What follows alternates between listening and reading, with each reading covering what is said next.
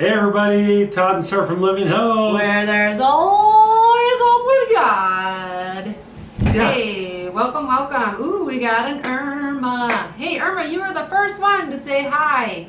Followed by your amazing daughter. Oh wait, no, you're saying hi to your amazing daughter. We got a Terry, and we have a Doug with us. Everybody's with us on Facebook so far. Thank you for joining us. Hi Allie, good to have you with us as well. Wonderful to have so many different platforms that we can communicate with. Just so you know, all of our Facebook people who've logged on, there are other places to connect with us at this time. It would be Twitch at PK Watson, or YouTube at Living Hope Anza, or D-Live with PK Watson. But we're glad you're here, no matter where you come from. Welcome. And I see the name David Yogi, and I wonder if that's a yogi. Is that a yogi that I know from my past? Do we know each other? Camp in Garden Maybe Valley? we don't need to go any further. Good enough. But yeah, hey Yogi, if that's you, awesome to see you, man. Missed you. Come on by. And if you're not that yogi, hey, what's up? Nice to meet you. And if you're a new yogi, happy for new yogi. Right. Hey, we'll take all the yogis. We'll take all the yogis. Yeah. Hey, boo-boo. I got a picnic basket. Oh my goodness. So if someone gives you the nickname Yogi, is it because you like picnic baskets, or because you're cute, or like how do you get the nickname Yogi? Or is it because you're what was Yogi? He was fun, he was jolly. I feel as though that is an earned name. Yeah. You have to do something for that. And, maybe you just need to be the bear that is around town. Yeah. Or it could be like Yogi. Like the... No? No, not in the guy world. No. Not in the guy world? No, There's guys that's that not, like yoga? That's not happening. Oh my gosh, I think we need to pray here. All right. It's a camp name. Oh, Yogi yeah, says. see? Yes, Yeah. all right, Yogi. Well, hey, man, I missed you, man. Come on by. You know how to find all of us. Good to see you. Thank you for joining. Wow. Where did you go? You went to another state. Up north or something, didn't you? No. We got to do opening prayer. Let us roll that out. Lord God Almighty, we just lift you up. We thank you for this time. We thank you for this opportunity. And Lord God Almighty, we're just so blessed that we can have the reach we have and have the people we have and be blessed with the people we have around us. Thank you, God, for blessing us with such great friends. God, we just ask that you would reveal a lot. Be with us as we dig into your word. Help us learn stuff and move forward. Amen. Amen. Yeah. Amen. So this is actually our second Bible discussion with Todd and Sarah on self-control. Yay. Our first discussion, we spent some time defining what self-control is. And we talked about how self-control is our ability to exercise restraint over our impulses, our desires, and our lusts and our emotions. So really those are the actions, right? Yeah, it's holding ourselves back from being extreme, basically. Right. Yeah, because having impulses, having desires, having emotions in themselves, they're not bad things. Right. But when you lack self-control, those things begin to control you. So you made the comment about it being extreme. Yeah. May I add a different word? Oh, sure. Impulsive. Yeah. Impulsive. Yeah. Yeah. So basically it's keeping back your full expression. Move you over a little bit. I'm a little bit out of camera here. Or I'm a little bit Babe, over camera. It's that one there. You were just right. Okay. Just a minute ago. Just making sure. Sorry, new system. We're working on it. Center ourselves. Yeah. Remember, don't look there. Don't look here. Wrong camera, look right there. camera. Wrong camera, right camera. What's that camera? Oh. Anyway, it's being able to hold yourself back from fully expressing yourself. I'll give you a little example from today. I'll try to keep this day-long dramatic event into like a 30-second thing. Oh, I so hope this isn't about our me. in our classroom, we do a merit store where the kids are able to purchase items that I buy for them, usually from the 99-cent store, and they earn Don't tell money them that. through positive academics. Yeah. You know, sometimes I'll pay them the percentage of their assignment. Anyway, we're supposed to have merit store today. However, 2 of our students were out of the classroom doing different things down the hill, and one of our students had a really hard time keeping back his full expression of his disappointment for the rescheduling of the merit store. And that lack of self-control affected the atmosphere of the classroom for the whole day. And it really affected him in a very negative way because he kept thinking about this merit store that he wasn't getting, and he's making his petitions, and he's complaining, and he's whining, and he's unable to restrain himself from the emotions that he's feeling, the disappointment. Sarah's using very nice words. He was probably a cantankerous son of a gun, would be a good way to put it, right? I did not say that. No, but I will say that maybe he was. So one of the things that we want to talk about today is how our self-control can affect others and does affect others, because there's nothing that we do that doesn't affect somebody else, right? Right. And usually it's the people that we love the most and are closest to us that are affected by whether or not we have good self-control or we have bad self-control. Right. So that's where we're going to start today. We reviewed the definition of self-control. Another thing I wanted to review as a quick introduction is what we talked about last week with regards to holding our tongue. Holding our tongue is a very difficult thing to do. And we talked about some Bible verses that discuss the effects of not being able to bridle your tongue. And then also the wisdom behind being able to hold your tongue. So before we get started, if anybody from last week wants to chime in with maybe something they experienced during the week after they had that discussion with us, or some questions that they have from last week, maybe additional Bible verses, now would be a great time to share those things. Of course, but it's Bible discussion with Todd and Sarah, so... So how have you held your tongue? Because I know I have tooth marks in mine. You know? Like sometimes we just got to do it.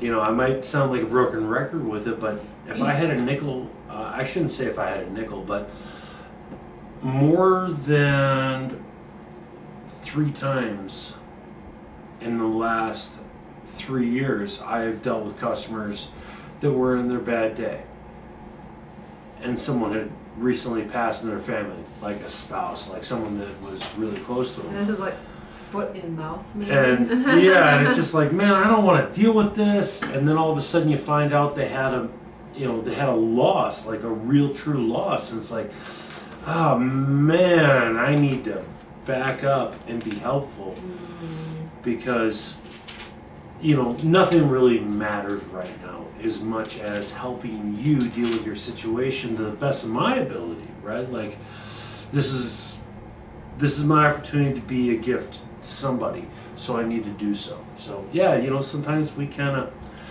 oopsies, do it a little bit wrong. Yeah. But we need to go forward and do right. Yeah. So, in regards to how our self-control can affect others, I thought we should start with a positive example. This feels like there's a sandwich coming. Well, there's a lot of examples of both Bread, positive and meat, negative. bread, yeah. So, I see this. anybody out there want to kind of type in maybe some possible positive examples of self-control? See if yours matches what I prepared, or maybe we could do a little rabbit trail. But does anybody have positive examples from our Bible where people benefited from Right. self-control? Do, do, do, do. And Sing the song a little louder. in preparation for what we want to discuss, I'll just tell you, mine is Esther. So please contribute your thoughts, but go ahead and turn to Esther, Esther 3. And then let's see if we get anybody sharing anything here. Yeah, Esther 3, page 752. 752. That's in our Bibles. Yeah, yeah. We Okay. kind of have matching Bibles, so we're okay there. So a little bit of background on Esther, so you can kind of understand her situation a little bit. And if you want to contribute some positive examples, that would be really fun. But anyway, Esther was a Jew, and she had been taken captive by the Persian Empire. The Persian Empire was under the control of King Xerxes at the time. And King Xerxes had murdered his wife. He murdered his wife. That's a pretty strong word, but that's basically what he had her. Because he was having a banquet, and they were sort of celebrating their military plan and what they were going to do. We're doing this rah-rah awesome thing. Yeah, and Queen Vashti was not so hip to trot on her husband's plan, and she thought it wasn't a good idea. And when she was invited to the banquet, she refused. Yeah. She flat out Said refused. no go. Yep. Yeah. I suppose, could that be an example of self-control? Most certainly so. Right. Well, she made the choice she needed to make, or in her own opinion, that she needed to make. Yeah. And that was her self-control. However, what's really awesome about this story is, as we continue to learn more about it, her self-control led to another situation. Yeah. In another Well, growth. and her self-control led to her own death. And I think that she knew that probably, the king comes to you. He sent somebody and said, hey, come to the party. She flat out refuses. Yeah. She may have had an indication that this is not going to go well for me, but I am standing my ground. Right. She could have gone and had lack of self-control and made a big spectacle of herself. Sure. Or she could have gone and just, eat. But anyway, that wasn't the major point. So anyway, Queen Vashti is How did that go? Eat. Queen Vashti is no longer queen. So King Xerxes, sends out a search for all the single women in the area, and these women get trained up to be the queen or to be eligible for queen, and then the king gets to decide which one he thinks would best fit the bill. Who is the right one? Yeah, Right. Yep. yeah. Mhm. And so it's Esther. And Esther is not forthcoming with the fact that she's a Jew. So as things evolve, we have some characters, some historical figures that start to plot against the Jews. And the plot basically developed out of pride. Yeah. So let's read about how the plot thickens. So we should be in Esther 3 in our Bible. Go ahead and turn to verse 8. And we're going to read verse 8 through 11. So there's a person named Haman. Mm-hmm. Haman is basically like number 2 in ranking. Yeah. In the Persian Empire. He's the go-to guy. Yeah, he gets upset that actually it's Esther's uncle, Mordecai, that Mordecai is not honoring him or worshiping him or whatever. So he goes to the king and he says this, verse 8. So verse 8 reads, Then Haman said to King Xerxes, There's a certain people dispersed and scattered among the peoples in the provinces of your kingdom, whose customs are different from those of all other people, who do not obey the king's laws. It is not in the king's best interest to tolerate them. If it pleases the king, let a decree be issued to destroy them, and I will put I will give 10,000. I will put 10,000 talents of silver into the royal treasury for the men who carry out this business. So he's saying, let me go smoke these jokers, and I'll actually pay for it. Yeah. So then in 10, so the king took his signet ring from his finger, gave it to Haman, the enemy of the Jews. And he says, keep the money, the king said to Haman, and do with the people as you please. Right. So here's another example of a leader that's making a decision based on someone else's advice without researching that person's information or whatever. We see this in Daniel as well. Right, yeah. right. Okay, so that's the setting. So basically Esther finds out through her uncle that there's a plot to murder all of the Jews. All! Right. All! Not just like one or two, like all! Genocide. Okay. Yeah, big deal. If you're Esther, what's your response? Do you have Not Jewish. do you have self-control in Right. that situation? Right. You know, I think our tendency, the human nature tendency, when we feel threatened or our family feels threatened or our culture or our nation, self-control isn't really the first thought. Self-preservation is. Yeah. Yeah, Yeah. we try and affix ourselves into a position where we're okay. Right. Yeah. And many of you know the story of Esther. So what ends up happening, instead of Esther, you know, running into the king's chambers and falling upon her knees and begging and pleading and crying and... Which wouldn't have worked because she was just a pleb at this point. She was hoping to follow into Yeah. the position of queen. Yeah. She was still... Wasn't even appointed She yet. was still working in that direction.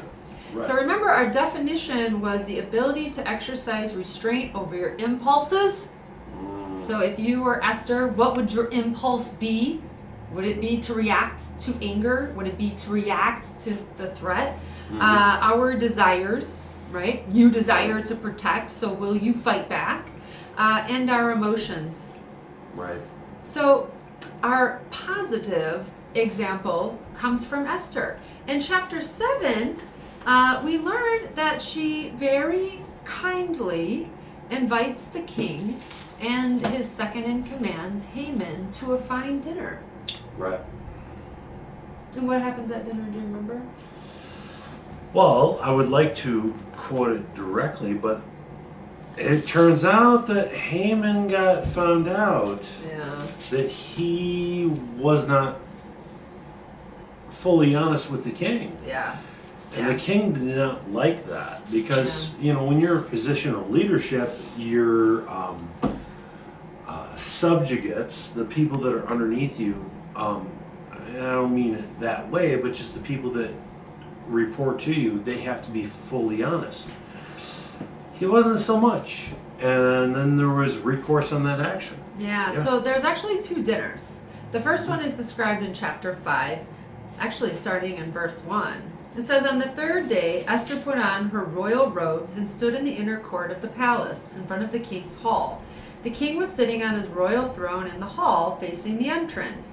When he saw Queen Esther, Queen Esther! Were we wrong? Was she already queen at that point? At this point, she was queen. Okay. Yes, yeah. Queen She Esther had been standing in the verified. court. He was pleased with her and held out his gold scepter that was in his hand. So Esther approached and touched the tip of the scepter. Even how you approached the king had to have self-control. You couldn't just waddle in and plop down and be like, hey, king, I wanna, can we have dinner, dude? Que pasó, homie? Yeah, what's up, man? Did you get my text? Did you get my text? Simon Cacique. Should I have called before right? I came? Right? So her self-control was, good example for us. She followed the protocol. 3. Then the king asked, what is it, Queen Esther? What is your request? Even up to half the kingdom, it will be given to you. She approached proper. He was like, yep, what do you want? It's yours. Go. Yeah. So again, if she lacks self-control, her emotion of greed for power could have changed the situation right there. The king is saying, what do you want? You want half the kingdom? You can have it. It's okay. You're my queen. She says, no. 4. If it pleases the king, replied Esther, let the king together with Haman come today to a banquet I have prepared for him. Bring Haman at once, the king said, so that we may do as Esther asks. So the king and Haman went to the banquet that she had prepared. As they were drinking wine, the king again asked Esther, now what is your petition? It will be given to you. And what is your request? Even up to half of the kingdom. So again, he offers her half of the kingdom. She could have said, who cares about my people? I am now the queen, and I can have half the kingdom. With or without my people, I will have control. High five me. Wouldn't that be fabulous? Can I have half the control? You know what, though, at the same time, for what it's worth, as we speak about self-control, the king maintains self-control. He's had multiple interactions. He's already given an offering. Hey, I'll give you half the kingdom, right? Drinking a little wine, getting a little tipsy, but he still stays. Up to half the kingdom. So his initial offering is still the only offering that's on the table. He has not added or subtracted from that offering. And I think that has value, right? Yeah. I sense that he's a stand-up, well, I was going to say a stand-up kind of guy, but he did like murder his wife for not coming to dinner. And he did like take all the young girls and virgins and try to train them up to be his wife. Right. But you know, we have to remember in the cultural context and the time. Cultural context, that is true. Yeah. So yeah, no, it's very true. I agree. He did a good thing there. He was consistent with his word, I guess is my point. Yeah. And that being, you know, self-control. He was being consistent. Verse 7. I guess 7 would be like this. Verse 7.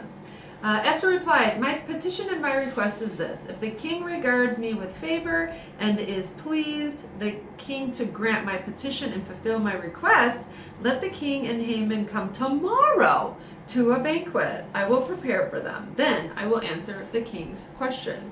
Now, I don't know why she didn't just blurt it out. Yeah. Hey, king, your dude here, he's plotting against my people. Surprise! I'm a Jew. Ah! We done got us a little bit of situation, you know. Yeah. Right. So there was some self-restraint there as well, right. Because there's this guy. He looks a lot like you. He says this thing: emotion knows no logic. Have to find him. Yeah, he is handsome. Especially when he shaves. Have to keep you away from Especially him. when he shaves. What the heck here? You need to shave. But right, but emotion knows no logic. That is true. She might have been at the first banquet, still very emotional. Right. And I don't know about you, but whenever I am emotional and I approach a situation, I make a lot of mistakes. I don't listen when I should listen. Let's just add to it. By the way, hi, new queen, the last one. Sure. Got anything you want to say? Yeah. You know? Yeah. I mean, So, like, really? there was wisdom Yeah. in her self-control. Yeah. Now, I mean, I would love to read all of chapter 7, but I think we have a lot of things that we can discuss, and a lot of people know the story of Esther, so we'll just jump to dinner 2. A lot of the same things happen. Again, he offers her the kingdom, and basically she says that Haman has been plotting against you. Let's see if I can find a quote. Then Queen Esther answered. So this is Yes. Which, where you at? chapter 7, verse 3. All right. If I have found favor with you, my majesty, and if it pleases you, grant me my life. This is my petition. And spare my people. This is my request. For I and my people have been sold to be destroyed, killed, and annihilated. If we had merely been sold as male and female slaves, I would have kept quiet, because no such distress would justify disturbing the king. King Xerxes asked Queen Esther, "Who is this? Where is he? The man who dares to do such a thing?" Esther said, "An adversary and enemy. It was vile Haman." And Then Haman was terrified before the king and queen. The queen got up in a rage, left the king. the king got up in a rage, left his wine, went out to the palace garden, but Haman, realizing the king had already decided his fate, stayed behind to beg Esther for his life. And it didn't work. It actually didn't work. It was a no-go. It was a Sorry, no-go. buddy. But, hey, it had to happen. It was a travesty. Yeah. So there's Lacking a lot of self-control. There's a great example of self-restraint having positive outcomes. Esther right. could have made a lot of mistakes along the way. Sure. But because she was able to exercise restraint on her impulses, her desires, and her emotions, she was able to keep back her full expression and emotion and save all of the Jews in the Persian Empire. Yay! Good on Esther. Good on Esther! Before we continue, we got a couple comments, and we just want to be in touch because this is a discussion. So, hey guys, we have Allie saying hi. We've already said hi to Yogi. I hope you're still here, dude. I hope to see you someday. Yeah. I work up here. You know how to find me. If you don't know, ask Kevin. Deborah Dale giving some handy clappy and lovey things. And I got Garo saying super choice. We've got Lucas Pastor Louis from India. Hey, India. Now, are you connected with Mike Patke? Do you know Mike Patke? Are you the same pastor that's working with Mike Patke? That would be fun to know, because I think you've been with us before. Yes. And you look familiar. I talked to Mike about it, but I was like, all I remember is that he's from India. I can't remember his name. And that said, if you don't know Mike Patke, you should. Right. Yeah. Hi, Dan. Good to see you. Yep. Yeah. Jerry's saying hi. Dan says hello, my friends. Dan, we miss you so much. We're looking forward to seeing you.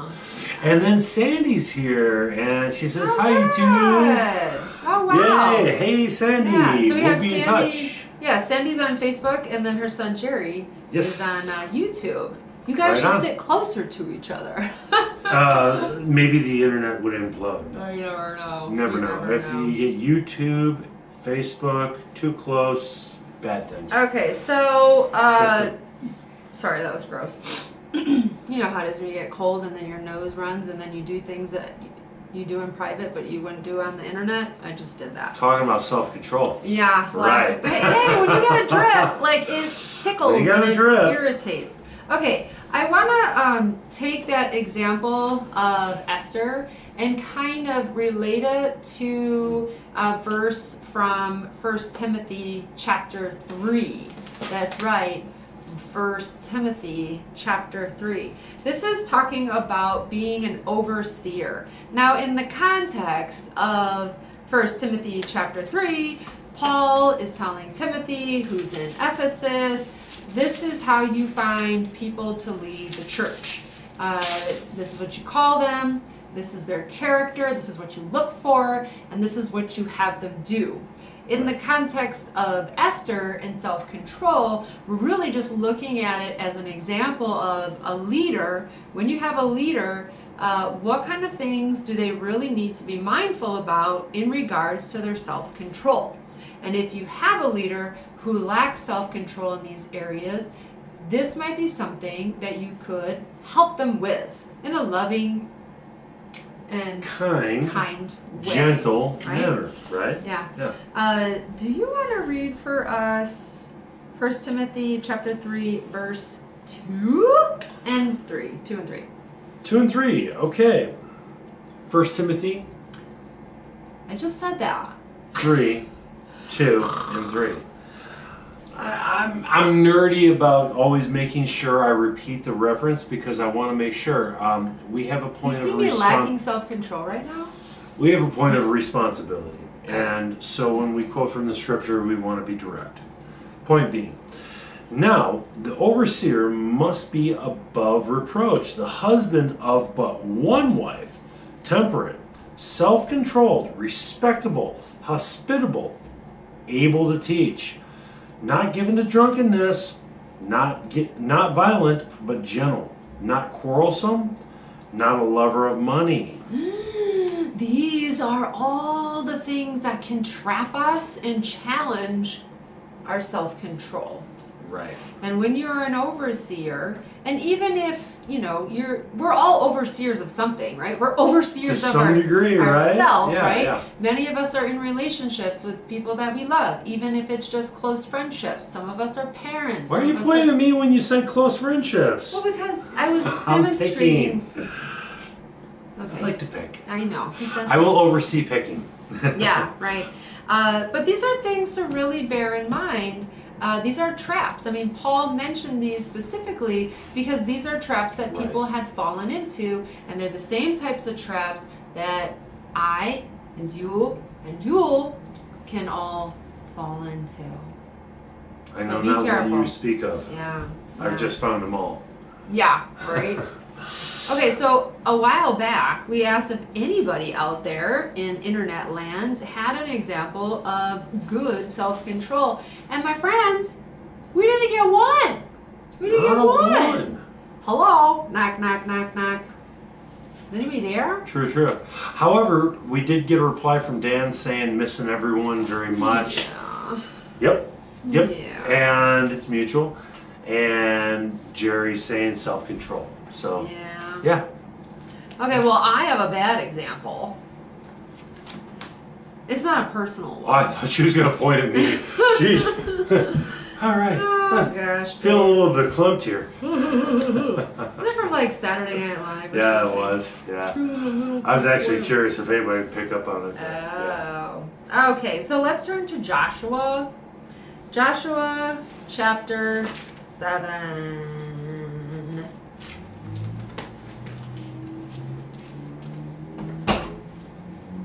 Joshua chapter 7. So what's going on here? The Israelites have been told to go into the land and spy out the land, and then also to overtake Ai, if I'm pronouncing it right. Capital A-I, Ai. That's what I'm going to say. Might be wrong, might be Close right. enough, Who knows? right? Yeah. This is going to be a negative example of self-control. We're going to start in Joshua 7 verse 19, and I think we can meander to the end of the chapter.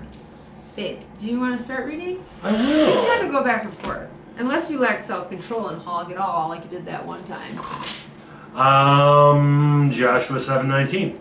Then Joshua said to Achan, "My son, give glory to the Lord, the God of Israel, and give him praise.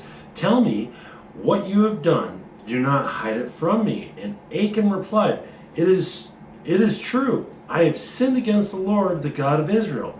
This is what I have done. When I saw in the plunder a beautiful robe from Babylon, 200 shekels of silver and a wedge of gold weighing 50 shekels, I coveted them and took them. They are hidden in the ground inside my tent with the silver underneath. Okay, so he goes in to spy. He goes in to attack. He attacks! And then... I'm going to take one of these. Maybe one of these. Look over there. One of these. So oftentimes the Israelites were told to go in to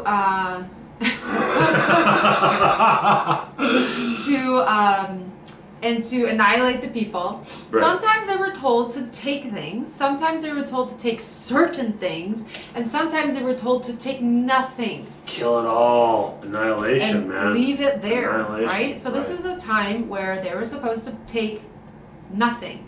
Mhm. And as Achan just told us, he took. He lacked self-control.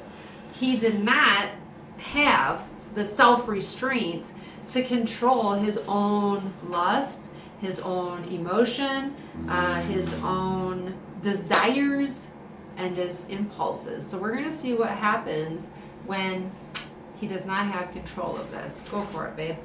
All right, 22. So Joshua sent messengers, and they ran to the tent, and there it was hidden in his tent with the silver underneath. They took the things from the tent, brought them to Joshua and all the Israelites, and spread them out before the Lord. How embarrassing. Hey, guess what? It's all here now. It is all out. You know, and the Bible says that too. How long do you think it took To display all of his things. to summons people, to send people, to have them gather the things, bring them back, and put them in front? I'm thinking minimum 4 hours. 200 shekels of silver and a bar of gold weighing 50 shekels? Plus the beautiful robe. I mean, I doubt the 50 shekels. I don't know what a shekel weighs, but I doubt my water bottle is, a lot bigger. It just took a little while, man. Like, someone had to be called in, be dispersed, go get the things, bring them back. In the meantime, this dude's sitting there sweating. Okay, so read Yeah. 24, because there's other things that are brought as well. So then Joshua, together with all Israel, took Achan, son of Zerah, the silver, the robe, the gold wedge, his sons and daughters, his cattle, his donkeys, his sheep, his tent, and all that he had in the valley of Achor. Joshua said, "Why have you brought this trouble on us? The Lord will bring trouble on you today." Then all Israel stoned him. And after they had stoned him, the rest, they burned him. They burned them. Over Achan, they heaped up a large pile of rocks, which remains to this day. Then the Lord turned from his fierce anger. Therefore, the place has been called the Valley of Achor ever since. So, Pretty how stout. does your self-control affect others? With Esther, we found that her self-control saved an entire people group. Right, yeah. With Achan, his lack of self-control eliminated his entire family and everything that he had, all the way down to his cattle and donkey. Right, but to the point, in effort to save the Jewish nation, because God was like, y'all, somebody did something wrong, and y'all better figure it out. And so the reprisal was on him for what he had done wrong. He was kind of the example. He took opportunity. But then he was But punished it was to a be an really example. bad opportunity choice, Yeah. right? Yeah. Yeah. Yeah. Oh, we're lacking some comments tonight. It may be just because the teaching is just overwhelmingly amazing, right? Or we lost our viewers. No, okay, we have 6 friends on Facebook and 1 on YouTube. Okay, we're all here. Right. 7 friends. That's the number of completion.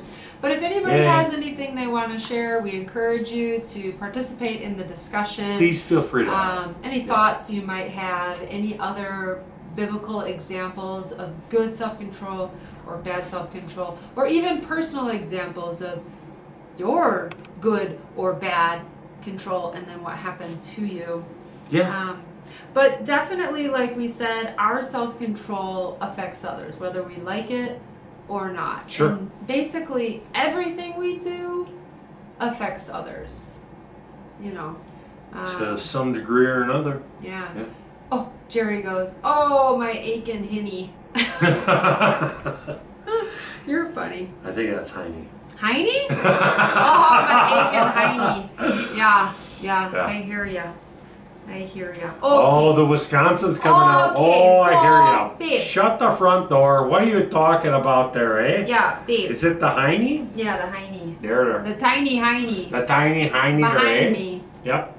Babe, we got about 15 minutes, which means we got about 10 minutes because we got to pray out. Babe, what do you want to do? You want to talk about another positive example, a negative example, or you want to talk about Jesus? Or should we got to save something for next time. I would love for anybody watching to throw something in here and give a comment that we can maybe analyze. And when I say that and I move my hands in this way, I'm actually just killing a little bit of time and hoping that someone has something to add.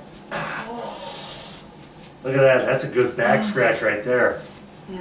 Look at that. That's you can hear the nails. Yeah. I needed that. Point being, any of y'all want to add on? Otherwise, I think that always talking about Jesus is good, right?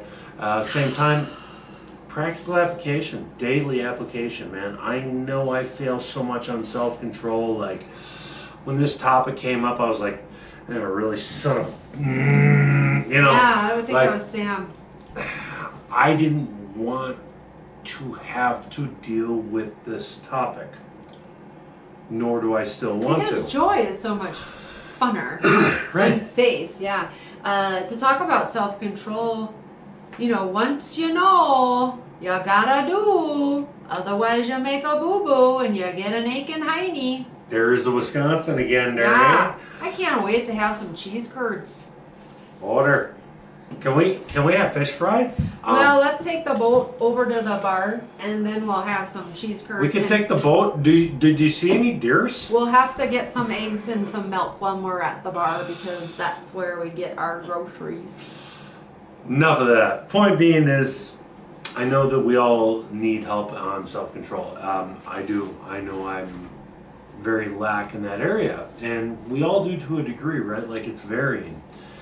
And it's not a win or loss. It's not a I have full self-control or I don't because good luck. No one does.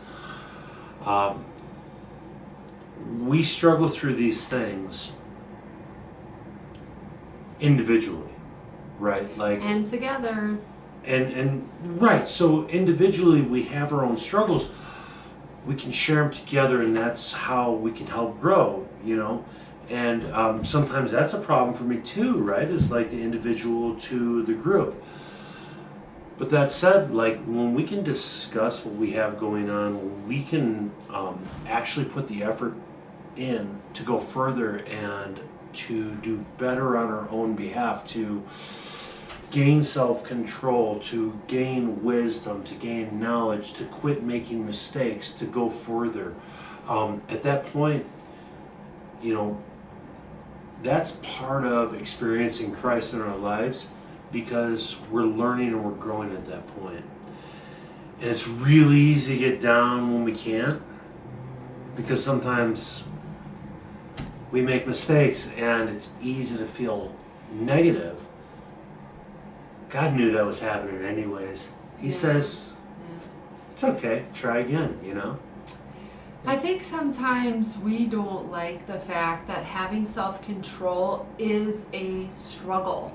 Nobody likes to struggle, but we just have to put it out there. Right. Having self-control is a struggle. It's difficult, and sometimes, like you said, sometimes you fail, and sometimes you succeed. It's important to celebrate your successes, and it's important to acknowledge your failures. If you have a failure in your self-control and you just ignore it, you're not using that as an opportunity to grow or improve. But if you talk about it, or you meditate on it, or you pray, or you do anything in response to your mistake, you can reflect and make growth, right? But when we make the same mistake over and over and over and over again, it could be because we're not thinking about what we're doing.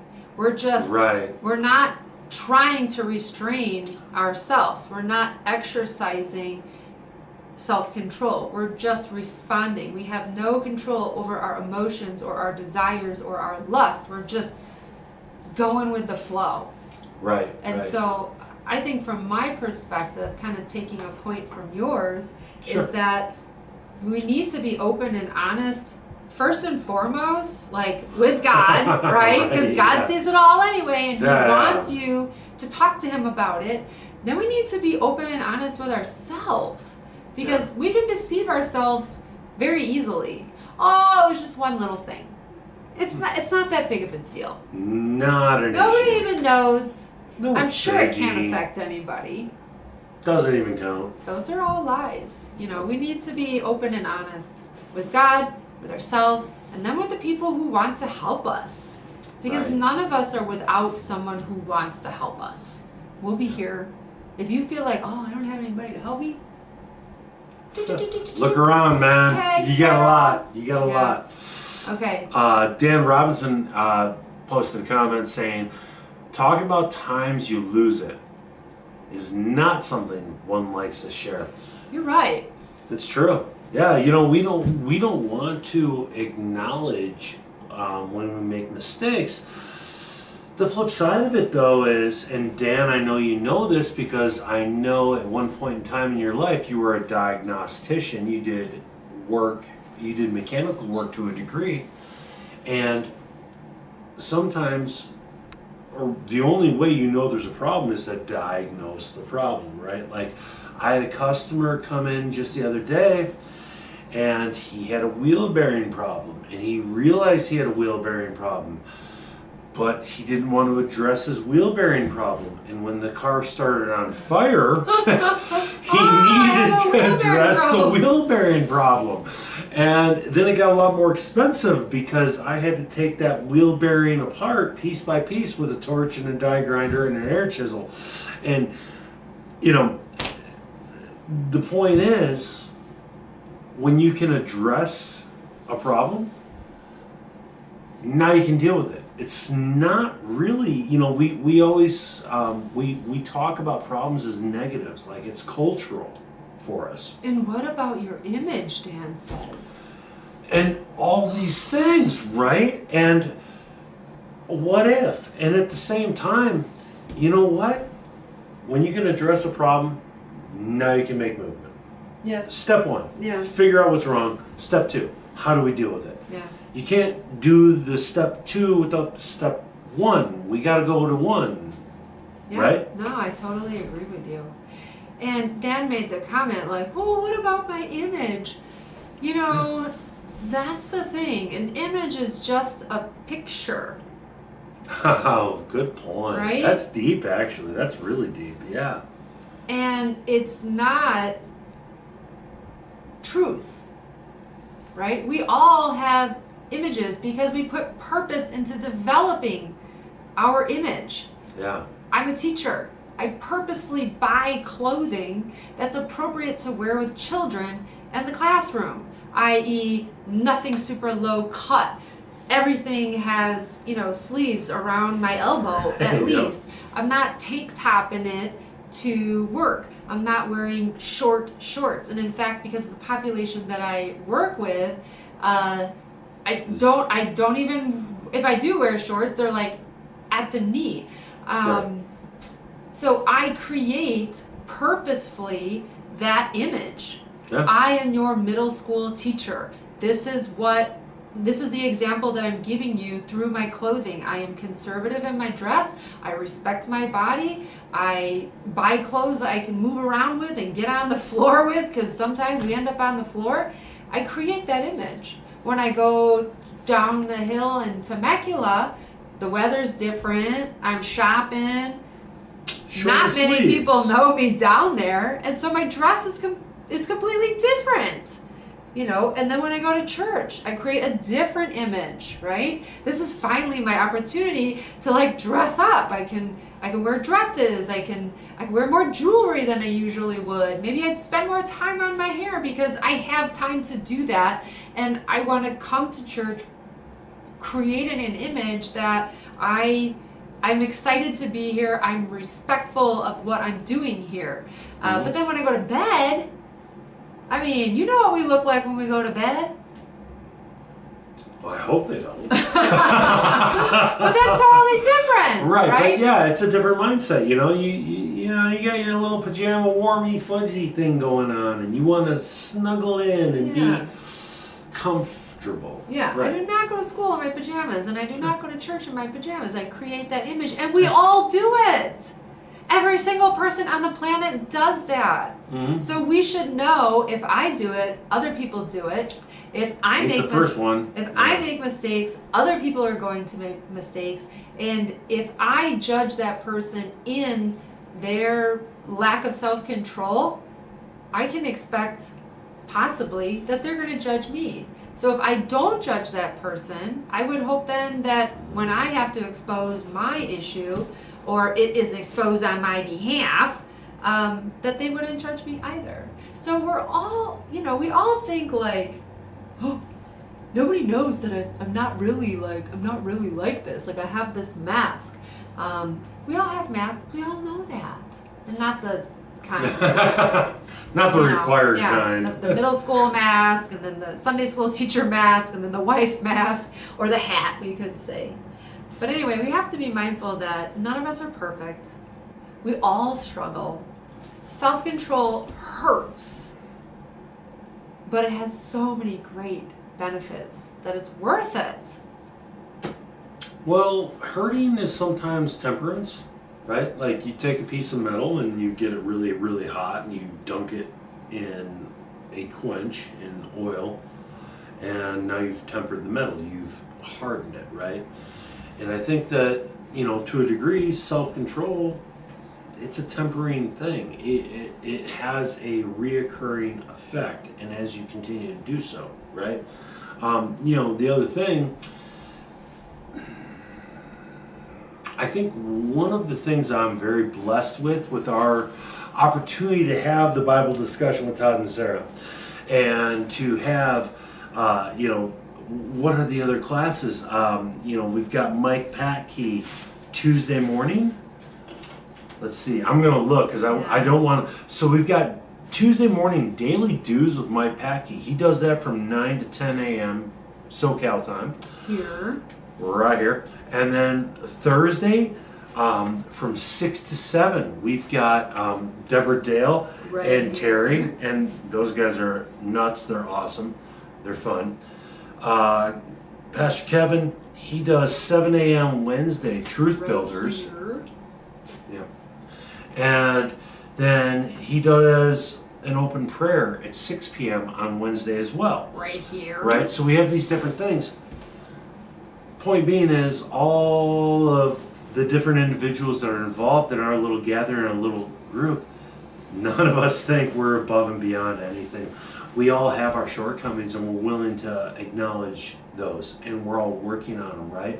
But the key thing is we're working forward. Yeah. We're working Amen. forward. Yeah, none of us are perfect. We're always growing.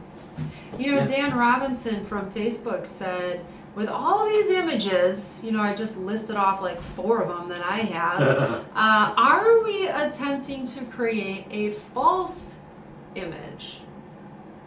As a whole? Yeah. I think that happens a lot. I mean, in the examples that I gave, dressing appropriate for middle school classroom, being excited to go to church and dress up. I don't, maybe I'm wrong. I don't see those as false images. But definitely,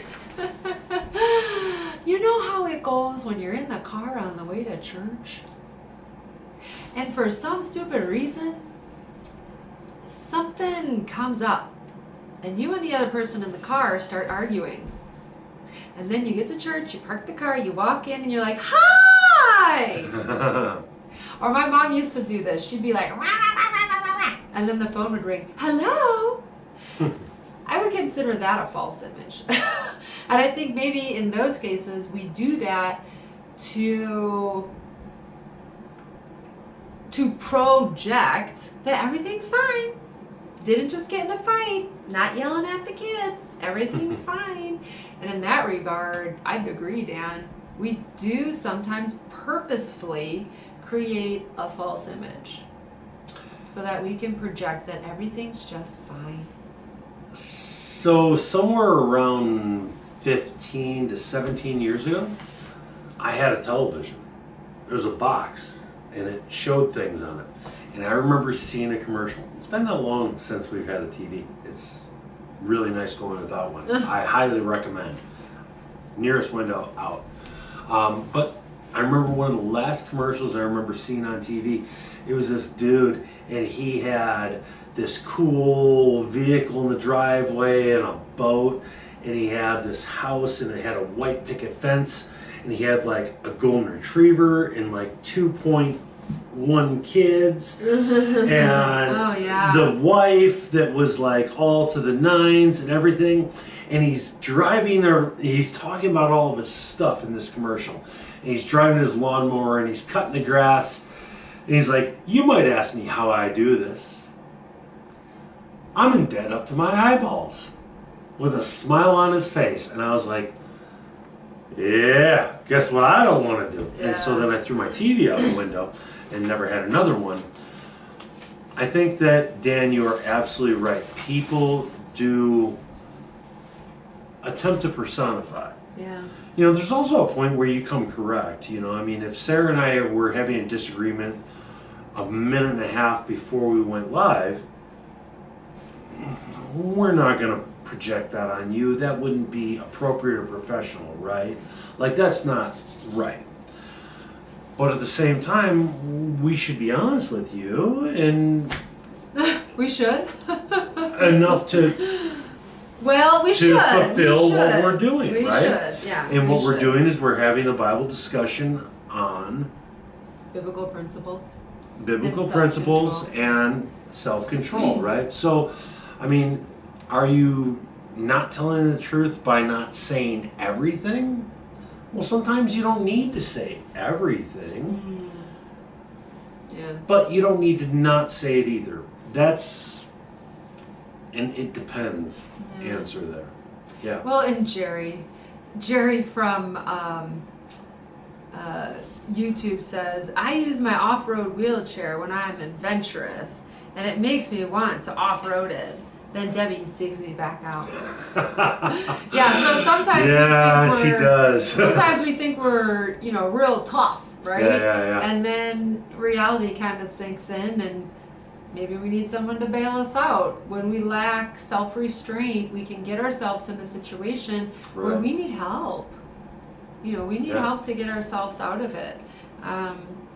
And maybe next week, Tuesday PM, 7 o'clock, we can continue this conversation. We did want to look at some more examples from our Bible history of good self-control and the outcomes, bad self-control and the outcomes, and then also what happened with Jesus and how did he exhibit self-control and what was the result of that. So we hope you can join us again. We're very thankful that you were here today. We Yeah. thank you for your comments and just really appreciate that you join us. We hope that you got something good out of it. Oh, by the way, I'm just going to cast something out there. Are you going to tell them it's your birthday? There's an outside. Oh, by the way, it's my birthday. Yay! Today's Todd's birthday! Yay! I'm older. There's an outside possibility next week we may have a guest. Oh, I'm not saying. I'm still yeah. working. I'm still working the lure on Yeah. the individual guests, but We we may have a friend with us. special guest. Yeah, that'd be fun. So, be here or be square. That's it. I don't know if that's actually it, but that's close Be enough. here or be square. Be Be here. here or be there, but you better be here or you're gonna be square. You can buy the whole seat, but you only need the edge. Monster truck. That's good. God Almighty, we just thank you that we can come together and we can enjoy this time having discussions about you, your principles, and we can learn more and more. God, we just all ask that we would be closer to you in every way. Lord, help us to know the ways that we can be closer to you. And God, we just ask for blessings in our daily lives. We love you and we praise you. Amen. Amen. Thank you so much. We'll see you around the river bend.